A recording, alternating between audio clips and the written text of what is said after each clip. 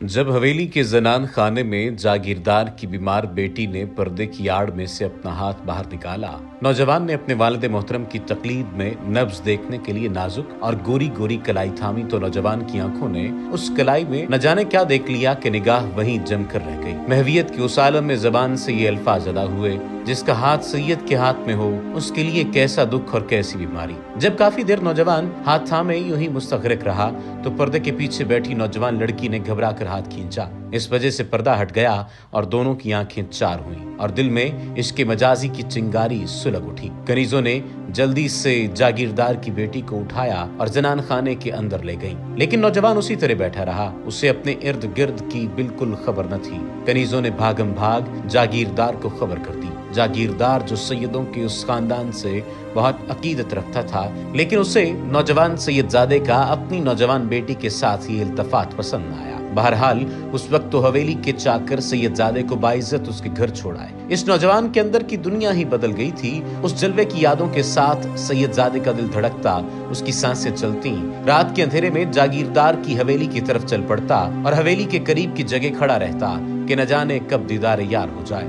जागीरदार को खबर हुई तो उसने सैयद खानदान की मुखालिफत पर कमर कस ली और बिलाखिर उन्हें अपने शहर से निकलने पर मजबूर कर दिया। अपने बेटे की इस इस्तगराकी तबीयत से उसके माँ बाप बखूबी वाकिफ थे। बरसों पहले जब उस बच्चे ने शऊर की दहलीज पर पहला कदम रखा था तो उसके वालिदैन ने उसकी तालीम के लिए अपने वक्त के बहुत बड़े अल्लामा आखुंद नूर मोहम्मद भट्टी की मशहूर दरसगाह में उसे दाखिल करा दिया। मौलवी साहब ने रिवायती इब्तदाई कायदा खोलकर उसके आगे रखा और अलिफ पर उंगली रखकर कहा अलिफ। उसने मौलवी साहब की तकलीद में अलिफ दोहराया और खामोश हो गया। मौलवी साहब ने फिर बे पर उंगली रखकर कहा बे, लेकिन उसकी आंखों की पुतलियां साकत हो चुकी थीं और नजर बदस्तूर अलिफ पर ही मजकूर थी। मौलवी साहब ने बार बार झंझोड़ा और कोशिश की कि बच्चा बे पढ़ ले, लेकिन उन्हें क्या खबर थी कि ये बच्चा अलिफ की यकताई में वहदानियत की तजल्लियां देख रहा है। बकौल बाबा बुल्ले शाह अलिफ अल्लाह रखता दिल मेरा, मैनू बे दी खबर न काए, बे पढ़िया कुछ समझ ना आवे, लज्जत अलिफ दी आई। मौलवी साहब के मुसलसल इसरार पर उस बच्चे ने कहा मेरे लिए अलिफ काफी है, मुझे बे की जरूरत नहीं। ये बात सुनकर मौलवी साहब उनके वालिद के पास पहुंचे और शिकायत की। बच्चे के वालिद खुद सूफी थे, वो समझ गए कि उनके बच्चे की इस कैफियत का क्या राज है। चुनाचे उन्होंने मौलवी साहब से माजरत कर ली और बच्चे को घर ले आए। माहो साल गुजरते रहे, बचपना रुखसत हुआ, लड़कपन आया, फिर लड़कपन भी रुखसत हो गया और जवानी का आगाज हुआ। लोगों ने देखा कि उस बच्चे ने किसी मदरसे में रिवाजी तालीम हासिल नहीं की, लेकिन फिर भी अरबी, फारसी और सिंधी पर उबूर रखता है। कभी कुरान पाक, कभी मसनवी मौलाना रूम और कभी हजरत शाह अब्दुल करीम का मजमुआ कलाम बयानुल आरफीन उसके हाथ में नजर आता। उसके वालिदैन तीनों जुबानों पर भरपूर उबूर रखते थे। जब घर के माहौल में इल्म अदब रचा बसा हो तो बच्चों में उसी तरह सिरायत कर जाता है जिस तरह बच्चा मादरी जुबान खुद ब खुद सीख लेता है। सिंध के सहराई इलाकों में दिन तो बेइंतहा गर्म होते हैं, लेकिन रातें खुनक और ठंडी हो जाती हैं। रात में लोग अपने अपने कामों से फारिग होकर टोलियों की सूरत में इकट्ठा होते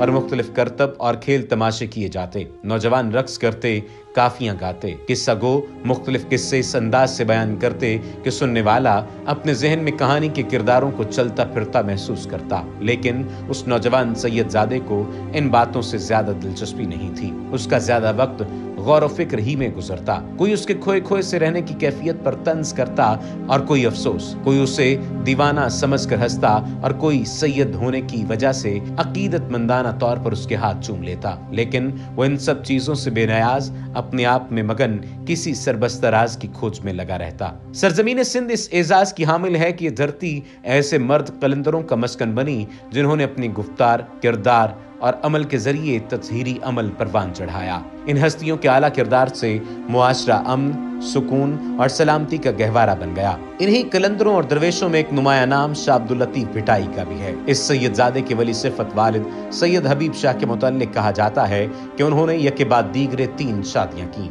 लेकिन औलाद की नेमत से महरूम रहे। एक दिन आप मटियारी में एक दरवेश कामिल सैयद हाशिम शाह की खिदमत में हाजिर होकर दुआ की दरखास्त की।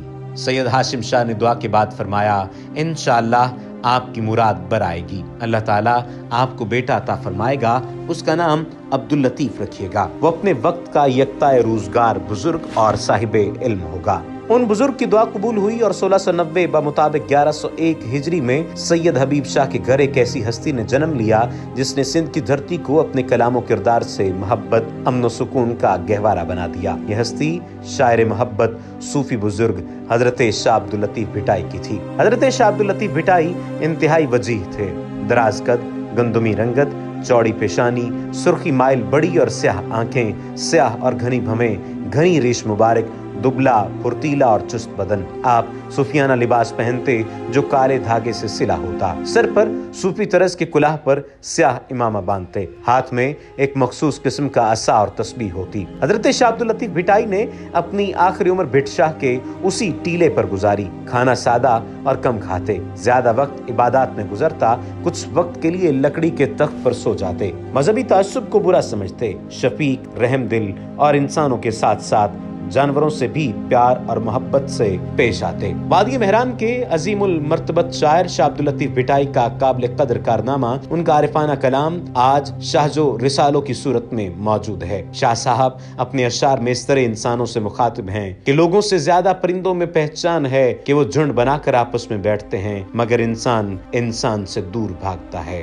वो कहते हैं आखिर सब फना है, इंसान को किस बात पर गुरूर है, जबकि बड़े बड़े अजमतो मर्तबत वाले लोग खाक में मिल गए। हम जिस पर चल रहे हैं उसी जमीन के नीचे बेशुमार इंसान दफन हैं। इंसान का काम है कि वो बेदार रहे, खुली आंखों से देखे और हकीकत को पहचाने, और तारीफ उस ही के लिए है जो दोनों जहानों का सरदार है और उसका कोई शरीक नहीं। आपने अपनी 63 साल जिंदगी में से तकरीबन 22 साल सैर व सयाहत में गुजारे। अपनी जिंदगी के आखिरी दौर में शाह लतीफ ज्यादातर एक चादर अपने ऊपर डालकर मुराकबे में बैठे रहते। 14 सफर 1165 हिजरी बमुताबिक 1752 ईस्वी को उस टेले में वफात पाई। आपकी वसीयत के मुताबिक आपकी भिट में ही तदफीन की गई। सिंध के हुक्मरान गुलाम शाह कल्होड़ो ने उनका अजीमुशान मकबरा तामीर कराया। भिट शाहला शहर से 6 मील के फासले पर मशरिक की जानिब नशेबी खित्ते में वाक़ है। शाह साहब का मजार ऊंचे टीले में आज भी मरजाए खासुआम है। शाह लतीफ का ये मजार अक़दस कराची से करीबन 200 किलोमीटर के फासले पर वाक़ है, जहां उनकी जिंदगी में शुरू होने वाली महफिल समा का सिलसिला गुज़श्ता 300 साल से